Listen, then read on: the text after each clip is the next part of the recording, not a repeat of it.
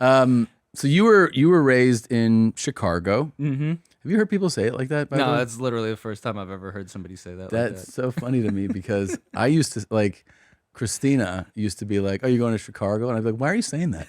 And she's like, "People say that." I go, "No one says that." And then literally one of the times that like a morning she did that, I went to LAX and I'm walking through the United Terminal and a lady is on the mic and she goes, "Flight 2221 to Chicago gate." And I was like, "Holy shit, somebody is fucking dumb enough to say that."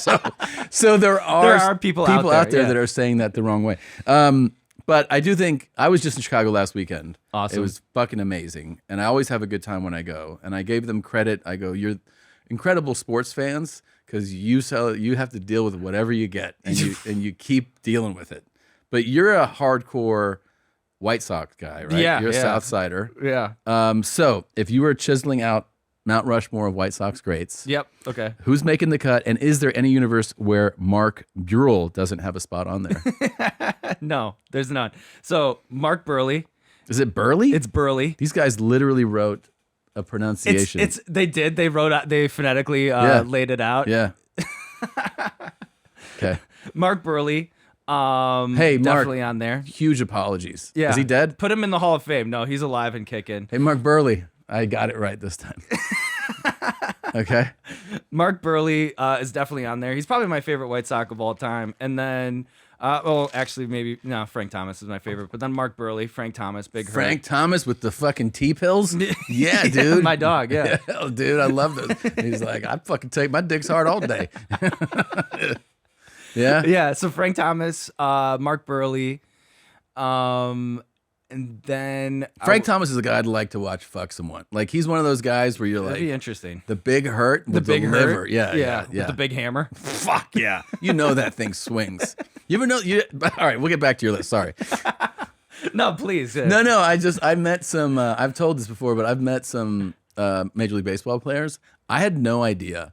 They were like, "Oh, you know that throughout MLB on all teams, Dominicans shower separately?" Like, and I was like, "What?" And I was like, "No." And they're like, "Oh yeah, because they're wild, and they'll do shit like they're not gay, but they'll come It's up a and free like culture. They're like they'll just slap their dicks against like each other, and then we're like, nah." So it's like Dominicans, they do their own thing, and then the rest of they're like, I go, that feels like segregation. They're like, well, it kind of is. They're doing their fucking wild shit because they're so sexually free. I had no idea. Yeah, and that's interesting. The first guy that told me, multiple people. and then I told the other guy, and he was like, 100%. Oh, yeah, wow. yeah. It's Amazing. pretty interesting, yeah. And then you go to the Dominican Republic, and you're like, I get it. Yeah. Checks out. Yeah. I have two more spots, right? Yes. I'm gonna. But you had Burley, Frank Thomas. I think I'm gonna put Ozzie Guillen on there. Okay. And then I have one more spot, which can be kind of tough. And you know what I'm going to give it to? There's this blue collar workman center fielder that I was obsessed with when I was in high school named Aaron Rowand. Was maybe not like the biggest name, but he used to just crash into walls, just over the shoulder, going into the wall full force. But I always just loved the way that he played, and an honorable mention to Scott Pasednik as well. Wow. Okay, there you have it. There it's you official, and hopefully this will get built pretty soon.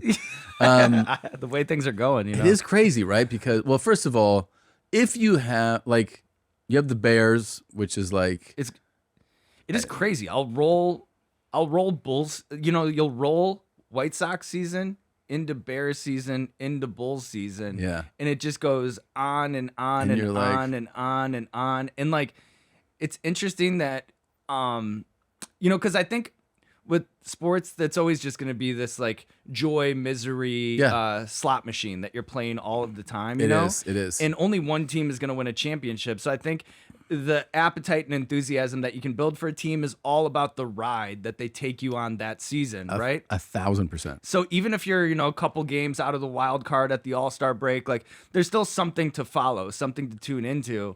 And it's been so frustrating for the last decade and a half. All of these seasons are dead on arrival before they even start. And then there's no real sunlight for how they get out of it. I'm not even sure what I'm supposed to be looking towards. It's so funny because I tell this to people. So because there's people who are like, I don't care about sports, and then there's kind of people who like casually watch some things. I'm like, here's the thing about it.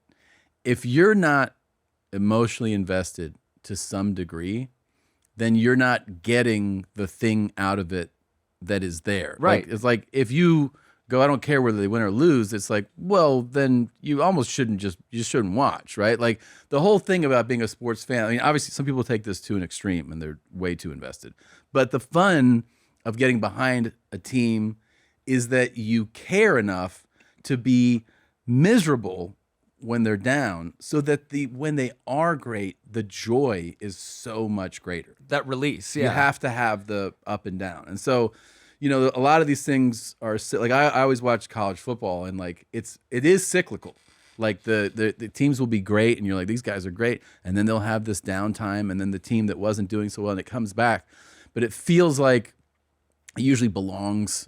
It really does belong to like 10 to 12 teams. Yeah. That the other ones really can't compete because they can't bring in the recruits to that level.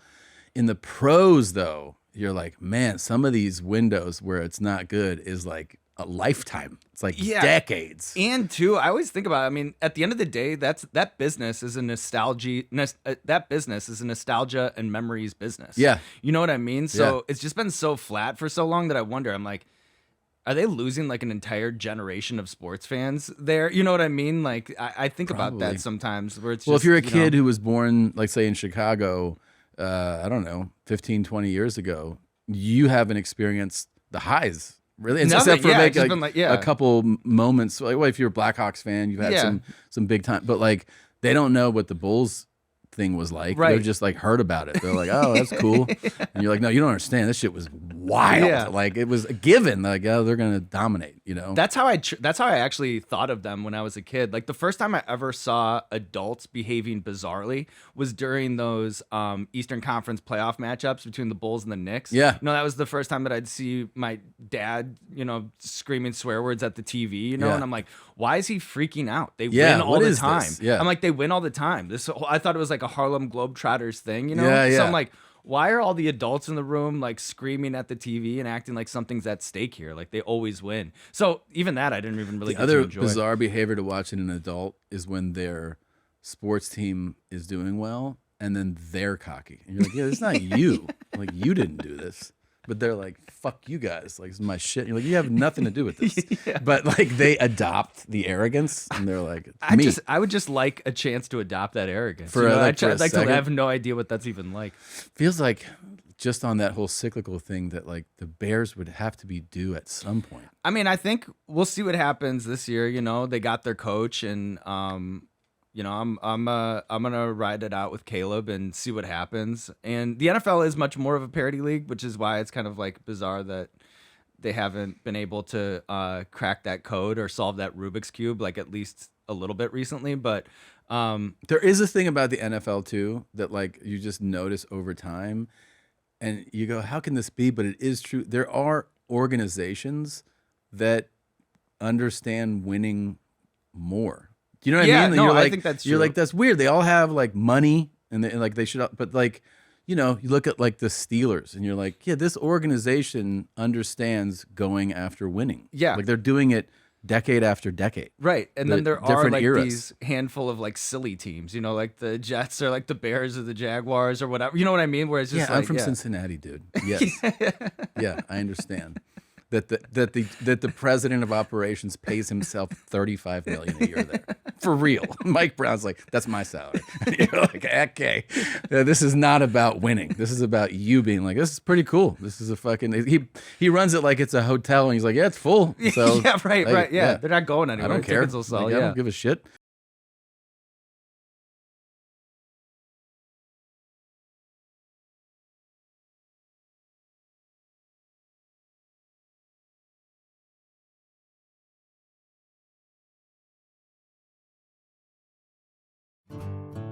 Bert and Tom, Tom and Bert. One goes topless while the other wears a shirt. Tom tells stories and Bert's the machine. There's not a chance in hell that they'll keep it clean. Here's what we call Two Bears, One Cave.